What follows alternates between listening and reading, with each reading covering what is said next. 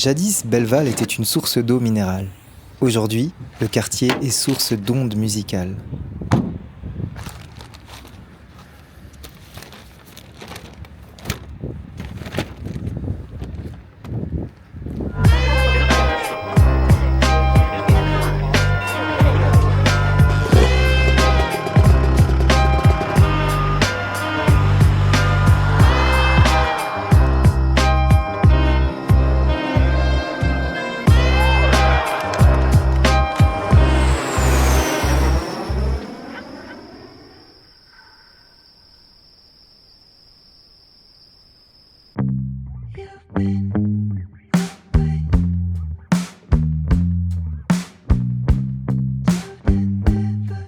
Le Rock Lab, c'est un lieu de création, incubateur et accélérateur pour artistes, musiciens et créatifs luxembourgeois.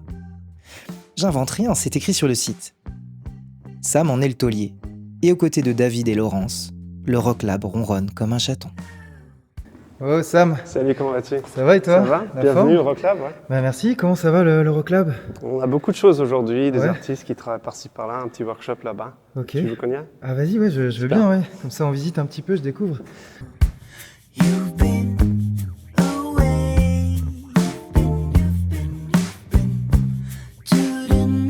C'est un des petits plus que le Rock Lab permet aux artistes locaux, quoi. C'est vraiment cet accompagnement par des workshops, mais il y a aussi d'autres choses. Il y a des showcases, il y a... En gros, on a 4 axes. On a tout ce qui est infrastructure, c'est-à-dire les salles de répète, les salles d'espace de mise en spectacle, on va dire, tout ce qui est espace de résidence. On a un studio, donc vraiment des endroits où les artistes peuvent créer, en fait, faire de la musique, créer, pré-produire et se préparer. Après, on a tout ce qui est programme d'accompagnement avec les member meetings qui ont lieu une fois par mois, avec des rencontres, des workshops, des tables rondes sur des sujets très vastes des aides, subsides, propriété intellectuelle, comment organiser mon concert, enfin vraiment tout ce que les musiciens veulent et doivent savoir en fait pour se développer. Et en top de ça, on a des programmes, on va dire, plus développés, plus contraignants au niveau du temps qui doit être investi, où tu as des ateliers comme aujourd'hui, et des programmes qu'on appelle accélérateurs, où un artiste sélectionné par un jury professionnel vraiment est accompagné pendant 1 an avec toute une série de choses. Ça, c'est la suite du Screaming Field, quoi. C'est peu le grand lauréat du Screaming Field. Voilà, en fait, il y a deux artistes qui sortent des programmes Screaming Fields, en fait. Il y a le Song Contest et il y a le festival. Donc l'un, c'est vraiment pour les auteurs-compositeurs en herbe et l'autre, c'est pour les projets live. Et ces 2 programmes, en fait, qui ont lieu, enfin, qui se développent du coup après le Screaming Fields pendant 1 an et qui combinent un peu toutes les ressources qu'on a. Donc infrastructure, accompagnement, formation, coaching sur scène, etc. de manière à vraiment proposer un programme le plus complet possible, en fait. Voilà, exactement. Ouais. Et là, du coup, ça foisonne. Vous avez combien d'artistes en ce moment qui bossent au Rock Lab? Alors, on a 70 projets musicaux qui travaillent dans nos locaux, qui travaillent dans nos salles de répète. On a à peu près 1000 membres qui sont donc membres du Rock Lab et qui peuvent justement profiter de ce qu'on propose au niveau ressources. Et puis, effectivement, il y a, tu en parlais un peu avant, tous les showcases mensuels. On a les Rock Lab Live Sessions, donc c'est 10 fois par an, 2 concerts par session, donc 20 artistes luxembourgeois qui se présentent au Flore de la Rocale, qui sont filmés. Et après ces sessions, enfin des extraits de ces concerts sont sur notre chaîne YouTube, quoi. Et les Pop-Up Sessions, donc qui sont en fait des concerts dans des lieux, on va dire insolites, par exemple comme sur le Haut-Fourneau-Bay, là-bas où Maz a joué. Et justement, où c'est des lives d'artistes luxembourgeois dans des lieux, dans des lieux où normalement il n'y a pas de concert, quoi. Ouais, insolite, quoi. Voilà. Et alors toi, tu as un bureau avec vue, quoi. C'est ça. Bureau.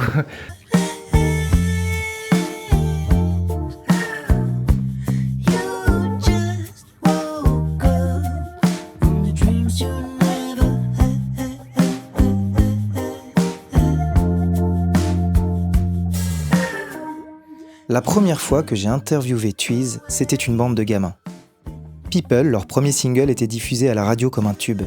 Aujourd'hui, le Quatuor régale d'une musique très qualitative et de plus en plus radiophonique. Avis aux programmateurs du coin.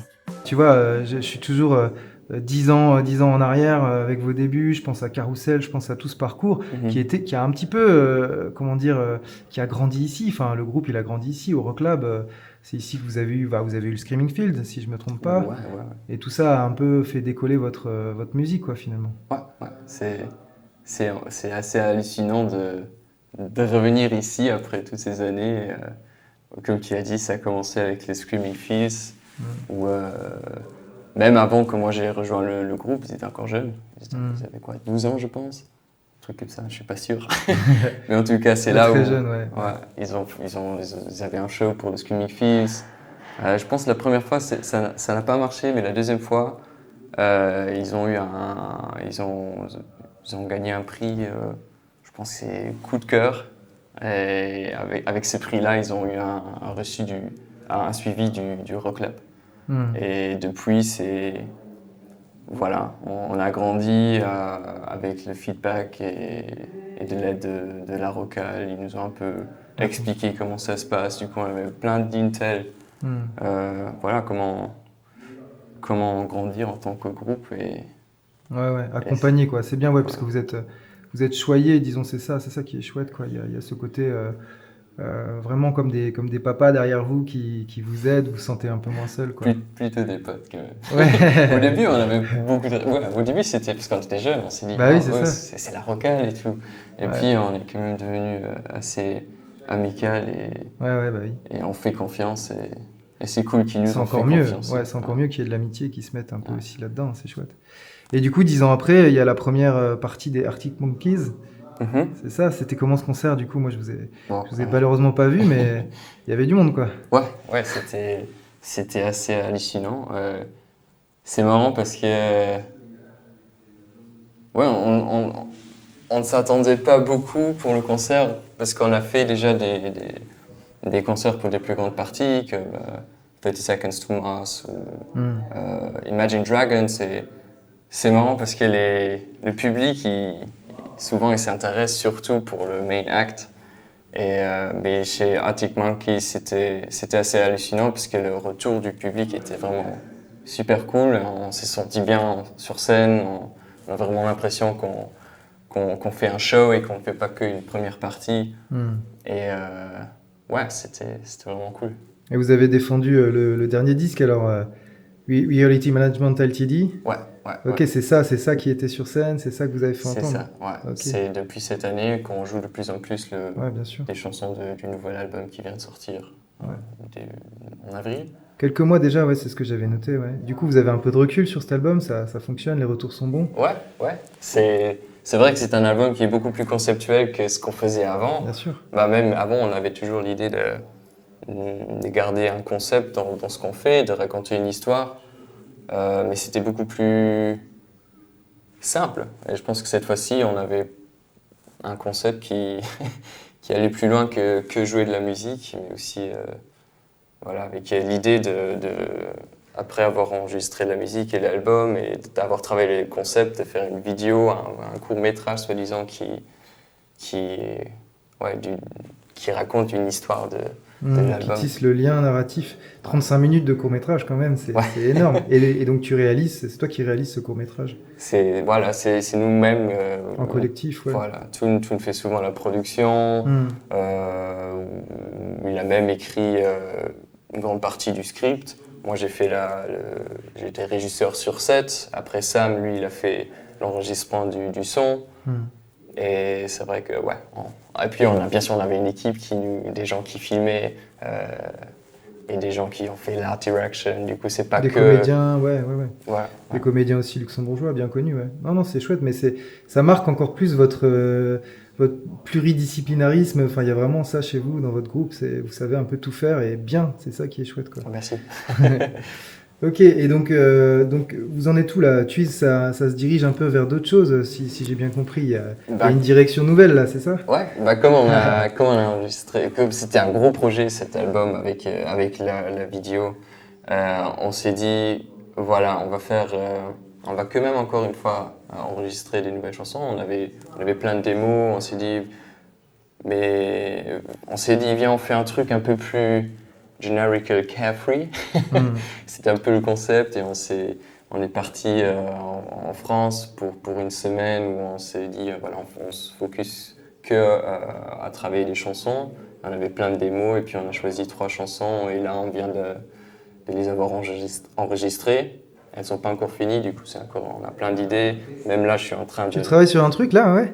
Ouais, je suis en train de travailler sur un truc, mais j'étais collé sur mes mixing notes. Du coup j'ai écouté les premiers bounces qu'on a reçus par Charel. Tu nous offres un bout ou ce que tu veux, hein, même allez, 10 secondes, allez. 10 secondes. Allez, je force la main, tu sais.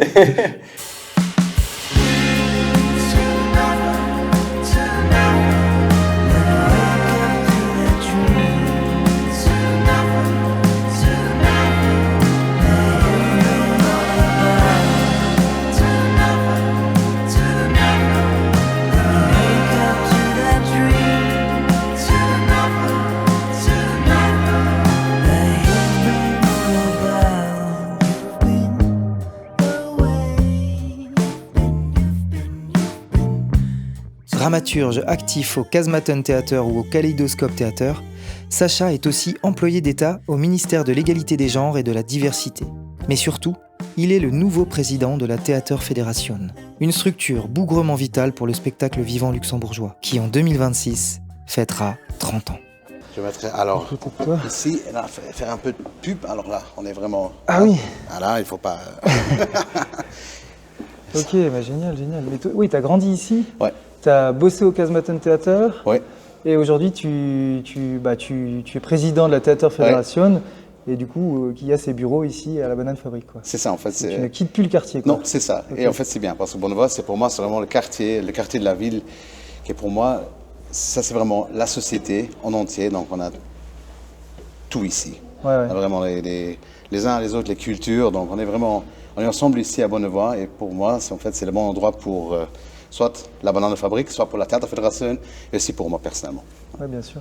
Et entre autres, donc, tu as accepté ce poste de président, tu succèdes à Claude Mangen. Comment c'est venu? Enfin, je veux dire, à quel moment on te dit viens C'est un peu particulier pour moi, comme je ne fais pas partie en fait, de la scène, disons que comme Claude Mangen, qui est maintenant directeur du Mischa Kulturhaus, ou peut-être Serge Tonin, qui était avant Carole Laurent, qui est maintenant directrice du Théâtre H. Donc pour moi, c'était un peu... En fait, j'ai un peu surpris parce que là, on a cherché un président, là j'étais au courant, on a cherché un peu, on n'a pas vraiment trouvé la personne, il y a eu quelques candidats, quelques idées, blablabla, mais c'était pas ça parce qu'on a vraiment cherché quelqu'un qui a d'expérience et qui est un tout petit peu plus jeune pour donner un nouveau focus, un nouveau dynamisme. Donc après un certain moment, c'était l'ex Vaya qui m'a en fait approché, c'était un peu comme dans un film de mafia. Il m'a crié un message, et puis il m'a appelé, il m'a dit est-ce qu'on peut se voir une fois, j'ai quelque chose à te proposer, quelque chose à parler. Okay. Oui, ok, ça va. Donc on s'est rencontrés à l'interview en ville, petite table, 2 chaises, et puis il m'a dit alors écoute, il nous faut un nouveau président, et là en fait le conseil d'administration. Il était en fait persuadé que toi, peut-être, tu pourrais être le prochain président. En fait, j'ai un peu pensé, je me suis demandé, c'est bien, je peux le faire, je dois le faire. Et puis, finalement, j'ai accepté. Et depuis janvier, maintenant, je suis président de la fédération. Et tu peux nous expliquer un peu ce que c'est la Theater Federation, c'est les missions, les enjeux de... La Theater Federation a été fondée en 1996, ça compte maintenant aujourd'hui 22 membres, répartis dans 4 collèges, donc collège des grands théâtres, petits théâtres, centres culturels et aussi les compagnies. Et en fait, elle est responsable pour tout ce qui est les besoins de la scène théâtrale au Luxembourg. Donc ça c'est vraiment notre première mission, donc garantir l'échange avec les institutions, donc garantir l'échange entre les membres, d'un côté et de l'autre côté aussi, avec le ministère, avec Culturalex, avec tous ceux qui sont aussi, qui font partie de la scène culturelle, de la scène théâtrale au Luxembourg. De l'un côté et de l'autre côté, elle est responsable pour aussi la promotion, la sensibilisation au théâtre au Luxembourg. Donc tout ce qu'on fait ici, on a vraiment une scène très dynamique, très moderne, très jeune, je veux dire. Il y a une pièce pour chacune. Donc, je ne veux pas dire le théâtre, c'est pas pour moi. Non, ça, c'est pas vrai. On a pour vous, pour toi, pour tous les gens. Donc, Donc ça, c'est une mission et on s'occupe aussi de la professionnalisation du secteur, parce que ça, c'est très important. On a maintenant une certaine professionnalisation, donc on a bien avancé, mais maintenant, c'est aussi le moment de continuer pour le futur, de vraiment devenir encore un peu plus professionnel. Et il y a la Theaterfest et les Theaterpreis également, que vous organisez, quoi. Oui, très important, le Theaterfest, très important pour vraiment être en contact avec les gens sur le terrain, donc aussi avoir les gens qui ne sont pas encore intéressés, donc pour éviter le preaching to the converted, c'est vraiment pour aussi intéresser les gens, le public, les jeunes, les moins jeunes, au théâtre, et dire, alors est-ce que vous avez déjà rencontré ce théâtre, vous êtes déjà là, vous avez déjà rencontré cette pièce, ce régisseur, donc ça c'est très important. Et aussi le Theaterpreis, c'est bien sûr une nouvelle, je veux dire, un nouvel moyen de la promotion du théâtre. Et vraiment d'une récompense pour ceux qui bossent beaucoup dans le secteur, qui font beaucoup de choses. Donc, c'est très important d'avoir ce Theaterpreis. Et c'est très important de le faire savoir aux gens, dans le grand public, pour vraiment l'informer qu'on a une scène qui vit. On a des acteurs, des actrices, des régisseurs, des metteurs en scène qui sont maintenant primés pour leur travail. Ça valorise leur travail et ça. Voilà, effectivement, ça donne un peu de force, comme on dit, quoi. C'est ça. Et du coup, toi, tu n'es plus éligible au prix de la Theaterpreis. Ça c'est bon. Dommage, ok.